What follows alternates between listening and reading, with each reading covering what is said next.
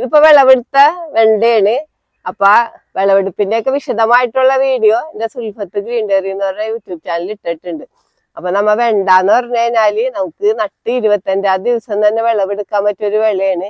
വലിയൊരു പരിചരണങ്ങളൊന്നും വേണ്ട. നമ്മ ഒരു 2 ആഴ്ചയിൽ ഒരിക്കല് നിംബിസിഡിനൊന്ന് സ്പ്രേ ചെയ്ത് കൊടുക്കുക. പിന്നെ സിലറി രൂപത്തിലുള്ള വളങ്ങളൊക്കെ ഒഴിച്ചു കൊടുക്കുക.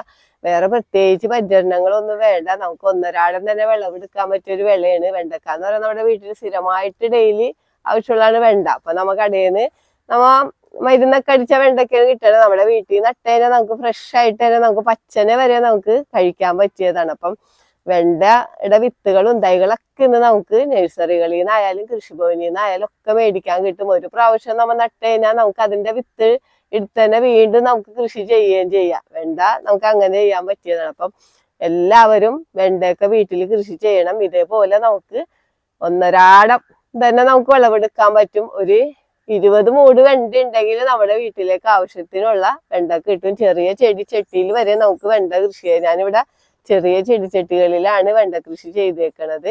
പിന്നെ നമുക്ക് കളയണ പ്ലാസ്റ്റിക് ചാക്കുകളിലോ ഗ്രോ ബാഗുകളിലോ ഒക്കെ നമുക്ക് വെണ്ട കൃഷി ചെയ്യാം. വളരെ എളുപ്പത്തിൽ തന്നെ ചെയ്യാൻ പറ്റിയതാണ്. അപ്പൊ എല്ലാവരും വീട്ടിൽ വെണ്ടയൊക്കെ നടണം.